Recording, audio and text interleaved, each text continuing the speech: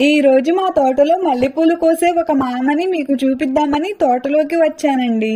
ఈ మామ నా చిన్నప్పటి నుంచి మా తోటలో పూలు కోయటానికి వస్తున్నారండి. మామ నీ పేరు చెప్పు. సావిత్రి. ఎన్ని సంవత్సరాల నుంచి వస్తున్నావు మా అమ్మ మా తోటలో పూలు కోయటానికి నువ్వు?